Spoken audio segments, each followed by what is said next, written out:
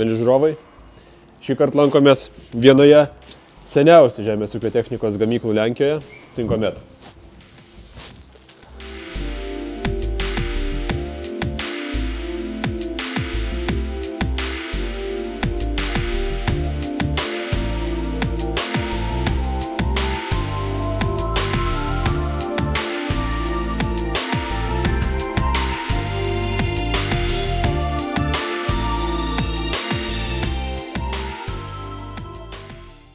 Už manęs yra vienas seniausių cinkavimo cechų Lenkijoje.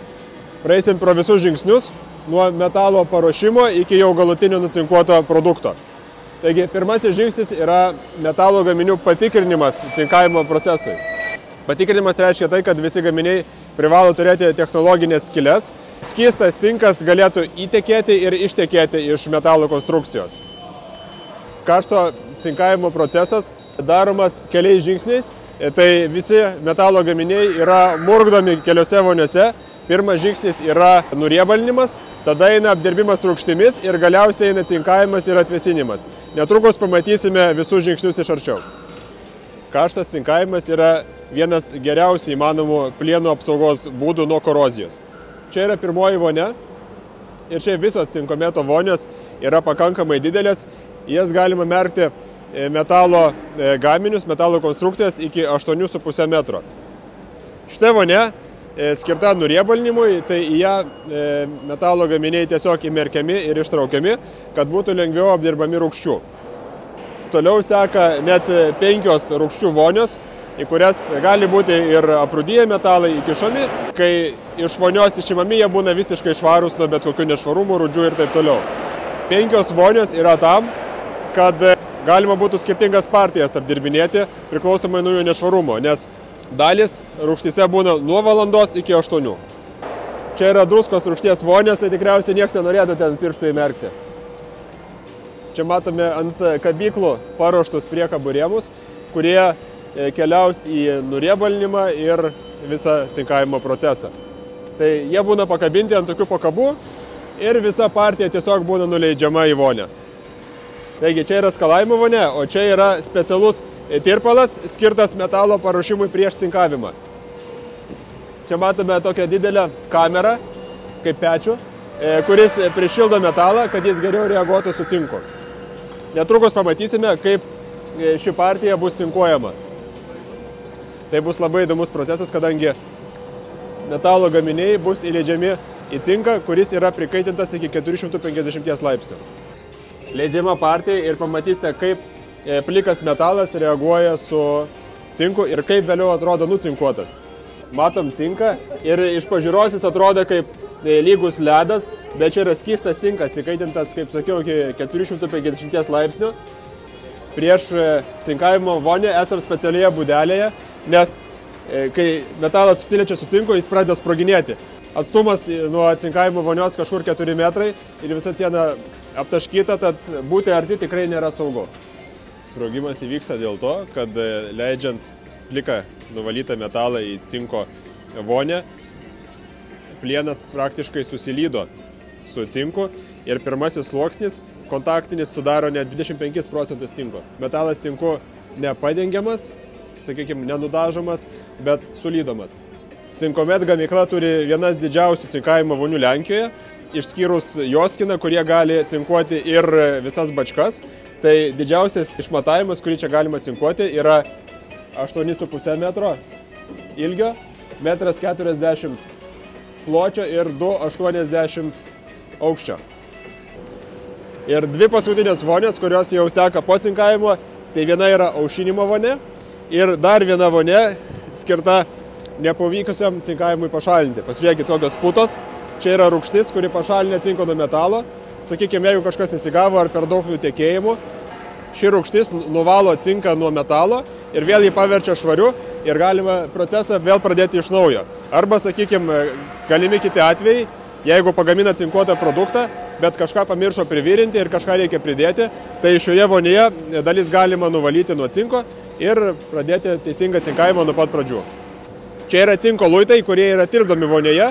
Jeigu cinko sumažėja natūraliai, šita pakuotė sveria 116 kg. Už manęs matote jau paskutinį žingsnį po cinkavimo, tad kolektyvas apžiūri visus sucinkuotus elementus, pasižiūri, ar niekur nėra nutekėjimo, kadangi cinkas yra 8, reiškia ne cinkas, o cinko vonia, yra 8 kartus tankesnį už vandenį, tai tirštas cinkas ne visur nubėga taip, kaip reikia, tai nuvalo, nušlifuoja, kad gaminys atrodytų nepriekaištingai.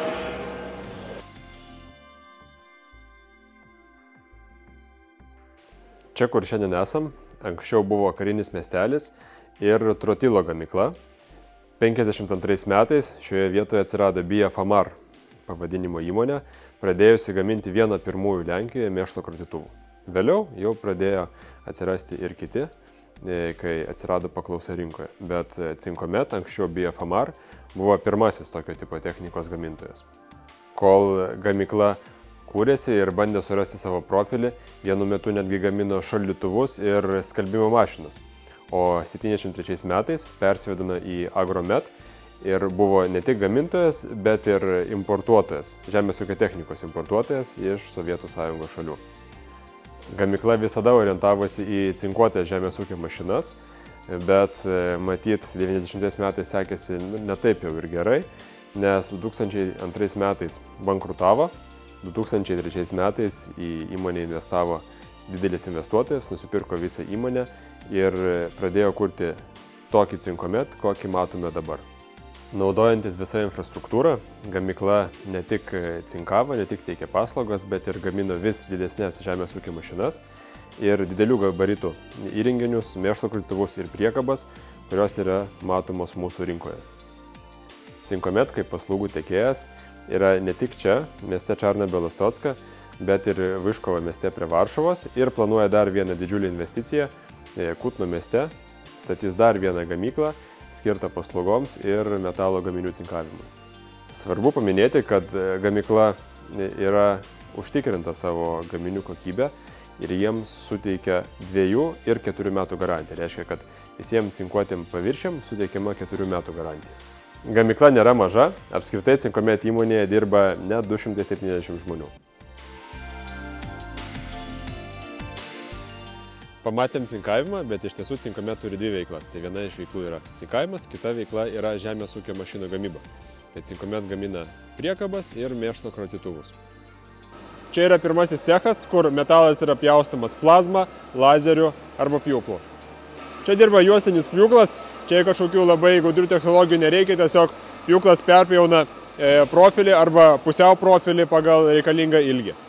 Lazeris, žinoma, išpjauna mažas dalelytės pagal reikalingas formas priklausomai nuo gaminamo modelio. Tai Cinkomet gamina metalo gaminius ne tik savo, bet ir trečiosiam šalim kaip paslaugą, todėl gali išpjauti bet kokios formos metalo lakštus. Šios staklės jau tokios įdomesnės, kadangi jos yra skirtos lazeriniam metalo profilių pjovimui. Tai paima profilį į grėbtuvą ir priklausomai kaip jį reikia pasukti, kaip išpjauti, galbūt kampu, šioje vietoje jį jau tą operaciją atlieka. Kem 5 laipsniai, bus profilis užlenktas ir suvirintas, turės skylę pačiam kampe. Cinkomet gamykla turi ir nuosavas metalo lankstymo staklės. Vienas yra mažesnės, kur mažos dalelytės lankstomos, o šitas yra didžiulis, kuris gali lankstyti sienas bortam ir kitiem dideliem agregatam, kur jau reikia didelio pločio. Na ir vienas svarbiausių gamybos procesų, gaminant bet kokias žemės ūkio mašinas, tai yra suvirinimas. Cinkomet turi tiek rankinės, tiek robotizuotas suvirinimo vietas. Gamykla didžiuojasi savo naujaisiais Kawasaki robotais, kurie gali paimti ir didesnių gabaritų dalis ir atlikti labai tikslų suvirinimo procesą. Šis Kawasaki robotas yra 3D tipo, tai profiliai įstatomi į laikiklį, kuris gali suktis pagal savo ašį, o roboto ranka jau priklausomai nuo pozicijos paduoda siūlę. Šiose vietose visur padėjo jam nustatytas siūlės per sujungimus. Tas robotas, kur žiūrėjom, tai yra toks palyginus mažiukas. Čia yra didysis 3D robotas, kuris gali suvirinti ir visą rulonų priekabos rėmą. Irgi Kawasakis, gamyklos pasididžiavimas ir turbūt vienas brangiausių pirkinių. Tai turime 2 stendus, 2 rulonų priekabų rėmus. Tai robotas gali vienu metu suvirinti 2 pritvirtintus rėmus ir taip paefektyvinti darbą. Apskritai, pagal roboto efektyvumą jis pagreitina darbą beveik 2 Aišku, yra sudėtingų dalių, kur tas santykis gali būti ir 1:1, bet robotas užtikrina daug didesnį tikslumą ir geresnę suvirinimo kokybę. Manau, kad vietiniai suvirintojai pamatę šį agregatą šiek tiek nuliūdo, nes neabejotinai šie robotai efektyvina gamyklos darbą, bet atima vieną kitą darbo vietą iš vietinių gyventojų. Bet įranga įspūdinga. Iš kairės matome mechaninio metalo apdirbimo cechą, kur yra ir senosios staklės, bet jos yra puikiausiai tinkamos tam paprastam tekinimui, pjovimui ir gręžimui.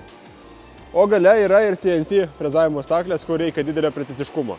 Štai tokias tekinimo staklės, atsimenu, turėjom ir savo garaže, jau nebėra. Už manęs yra automatinės arba pusiau automatinės tekinimo staklės. Tai čia tiesiog įsistato rankom į tą laikiklį kažkokią ašelę ir tekinimo mašina labai greitai su dideliu efektyvumu ją ištekina pagal reikalingą formą. Matas dar senukai presai, 73 metų, 60 tonų, dar sovietiniai. Jeigu jums tinko išvaizda ir spalva nepatinka, galite pasirinkti bet kurią RAL spalvą ir nusidažyti jūsų Cinkomet gaminį, priekabą ar kratytuvą pagal jūsų traktoriaus arba kitą patinkančią spalvą. Kai kurie gaminiai, pavyzdžiui, kaip ši monolitinė priekaba, yra dažyti be cinkavimo sluoksnio, nes šis lovys tiesiog netelpa į cinkavimo vonę. Visiems Cinkomet gaminiam naudojamos ADR ašys ir labai svarbu paminėti, kad visi Cinkomet gaminiai jau yra išleidžiami su ES homologacija, todėl kiekvienas išleistas gaminys gali būti registruojamas.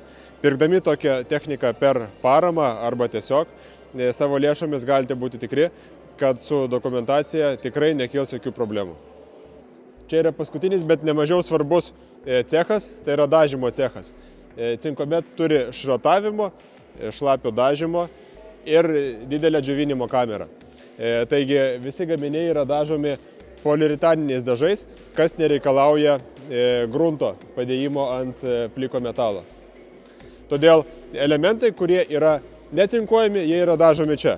Kaip pavyzdžiui ašis, loviai, kaip monolitinė priekaba, arba kitos smulkios dalis, kurios netinka cinkavimui. Už mūsų yra šratavimo kamera.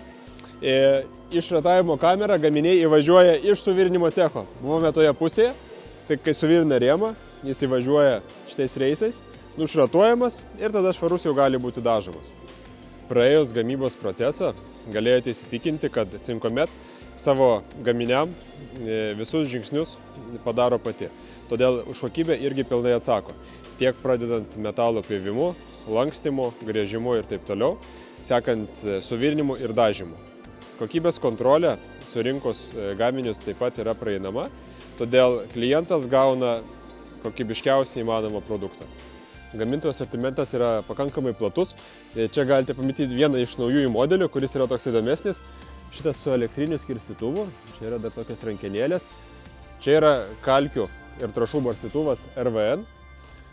8 tonų keliamosios galios, turi tokius tentinius sparnus ir apsaugo kalkės nuo, reiškia, padaro, kad kalkės nedulkėtų. Čia yra diskai, tentinis uždangalas nusileidžia ir visos kalkės nukrenta tik pagal savo barstymo plotį. Priekabos įvairios bortinės ir monolitinės, tai už mūsų yra 15,5 tonų modelis, tandeminė važiuoklė ir dvigubais bortais. Bortai aukšti, panašu, kad 2,60 m, 1,20 m bendro aukščio. 15,5 tonų tai turėtų būti apie 20 kubų. Čia yra toks įdomesnis Alligator modelis, 8 tonų keliamosios galios, labai žemas, todėl šį mėšlo kratytuvą galite krauti ir su mažai šarnyriniais krautuvais. Bandysim pasižiūrėti, kas viduj. Matos, kad buvo bandomasis, neabejoju, kad viskas veikia. Gale vertikalūs biteriai, nereikia labai didelio traktoriaus ir turim ypač žemą svorio centrą. Aikštelėje matome nemažai gaminių, tiek priekabų, tiek kratytuvų. Žinoma, gamykla negali sustoti, tad kai nėra paklausos, gaminiai daromi į aikštelę, tad mums pasakoja, kad čia yra kažkur tarp 80 ir 100 priekabų arba kratytuvų. Čia vienas iš individualių užsakymų.